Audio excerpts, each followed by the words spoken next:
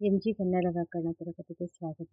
9ನೇ ತರಗತಿಯ ತುಳು ಕನ್ನಡದ ಪದ್ಯ ಆಚಾರವಿಲ್ಲದ ನಾಲಿಗೆ. ಈ ಪದ್ಯದ ಒಂದು ವಾಕ್ಯದಲ್ಲಿ ಉತ್ತರಿಸಿ 2-3 ವಾಕ್ಯ ನಾನು ಲಾಸ್ಟ್ ಕ್ಲಾಸಲ್ಲಿ ಎಕ್ಸ್ಪ್ಲೇನ್ ಮಾಡಿದ್ದೆ. ಸೊ ಇವಾಗ ನಾನು ಗ್ರಾಮರ್ ಪಾರ್ಟ್ಸ್, ಕನ್ನಡ ವ್ಯಾಕರಣಕ್ಕೆ ಸಂಬಂಧಪಟ್ಟಂತೆ ಈ ಕ್ಲಾಸಲ್ಲಿ ನಾವು ನೋಡೋಣ.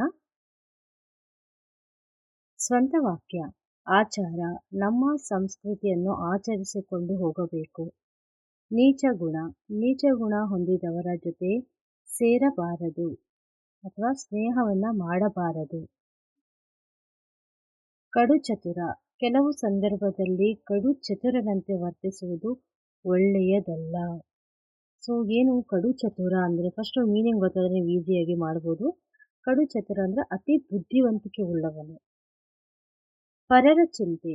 ಮೊದಲು ನಮ್ಮ ಸಮಸ್ಯೆಗಳನ್ನು ಬಗೆಹರಿಸಿಕೊಂಡ ನಂತರ ಪರರ ಚಿಂತೆಯನ್ನು ನಾವು ಮಾಡಬೇಕು. ನಿಮ್ಗೇನಾದರೂ ಗೊತ್ತಿದ್ರೆ ಸಹ ನೀವು ಅದನ್ನು ಸ್ವಂತ ವಾಕ್ಯದಲ್ಲಿ ಬಳಸಬಹುದು.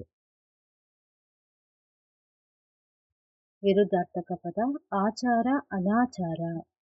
ನೀಚ ಗುಣ. ಅಲ್ಲಿ ಉಚ್ಚ ಗುಣನೂ ಬರುತ್ತೆ, ಒಳ್ಳೆಯ ಗುಣನೂ ಸಹ ನೀವು ಬರಿಬೋದು. ಲಜ್ಜೆ, ನಿರ್ಲಜ್ಜೆ. ಬೇಕು, ಬೇಡ. ತತ್ಸಮ ತದ್ಭವ ರೂಪ ಬರೆಯಿರಿ. ಅಮೃತ, ಅಮರ್ತು. ಯಮ, ಜವ. ಸಿರಿ, ಶ್ರೀ. ಚತುರ, ಚದುರ. ಬಿಡಿಸಿ ಸಂಧಿ ಹೆಸರು ಬರೆಯಿರಿ. ಆಚಾರವಿಲ್ಲದ, ಆಚಾರ ಇಲ್ಲದ. ಇದು ಆಗಮ ಸಂಧಿ, ಯಾಕಂದರೆ ವ ಇದೆ ಅಲ್ಲಿ. ಮಾತನಾಡು. ಮಾತನ್ನು ಪ್ಲಸ್ ಆಡು, ಲೋಪಸಂಧಿ. ಮಾತನ್ನು. ನ ಪ್ಲಸ್ ಉ ನು. ನುಡಿಯದೆ.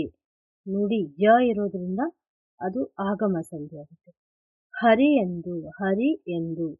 ಯ ಇರೋದ್ರಿಂದ ಅದು ಆಗಮ ಸಂಧಿ. ಯ ಅಥವಾ ಮಾ ಇದ್ರೆ ಅದು ಆಗಮ ಸಂಧಿ ಆಗುತ್ತೆ.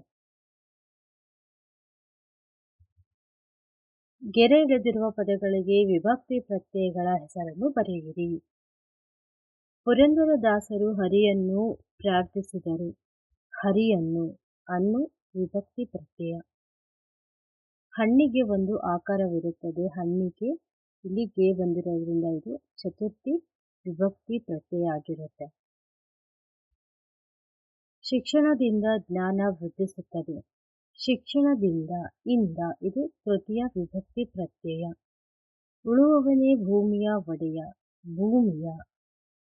ಷಷ್ಠಿ ವಿಭಕ್ತಿ ಪ್ರತ್ಯಯ. ನಿಮಗೆ ಗೊತ್ತಿರಬೇಕು, ಪ್ರಥಮವು ದ್ವಿತೀಯನ್ನು ಚತುರ್ಥಿಯಿಂದ ಗೊತ್ತಿರಬೇಕು. ಇವಾಗ ಈಸಿ ಆಗುತ್ತೆ ನಿಮಗೆ. 8 ವಾಕ್ಯದಲ್ಲಿ ಉತ್ತರಿಸಿ. ಪುರಂದರದಾಸರು ಮಾನವನ ನಡೆ ನುಡಿಯ ಮಹತ್ವವನ್ನು ಹೇಗೆ ವರ್ಣಿಸಿದ್ದಾರೆ? ಪುರಂದರದಾಸರ ಮಾನವನ ಒಂದು ಬಿಹೇವಿಯರ್ ಯಾವ ಥರ ಇರಬೇಕು ಅಂತ.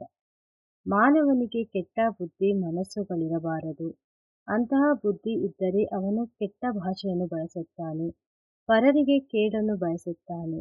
ಅದರಿಂದ ನೀಚ ಬುದ್ಧಿ ನುಡಿಗಳಿರುವುದಂತೆ ಎಚ್ಚರ ವಹಿಸಬೇಕು.